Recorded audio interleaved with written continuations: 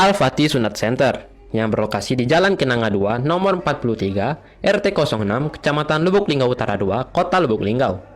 Merupakan fasilitas layanan sunat modern yang menghadirkan pengalaman khitan yang nyaman dan aman bagi anak-anak.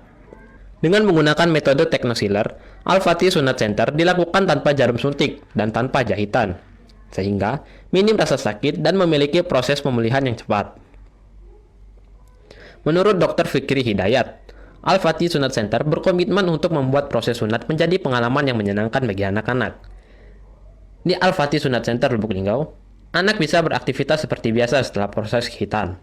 Kami menggunakan metode modern atau laser dengan berbagai pilihan paket yaitu reguler, platinum, dan VIP. Perbedaannya hanya pada item yang diberikan, sementara fasilitasnya tetap sama, jelasnya. Keunggulan Al-Fatih Sunat Center adalah metode modern menggunakan Technosealer memastikan proses sunat hampir tidak terasa, hasil lebih rapi dan tanpa jahitan. Pemulihan cepat, anak bisa kembali beraktivitas normal dalam waktu singkat, bahkan segera setelah sunat.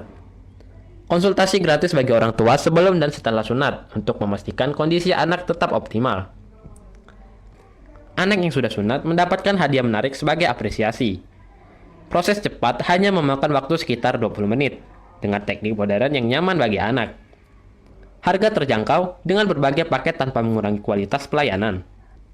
Dengan fasilitas bermain, desain interior yang nyaman, serta metode sunat tanpa jarum dan jahitan, Al-Fatih Sunat Center berupaya mengubah persepsi anak terhadap sunat menjadi lebih menyenangkan. Harapan saya, anak-anak bisa sunat sejak dini untuk menghindari fimosis yang berbahaya bagi kesehatan mereka.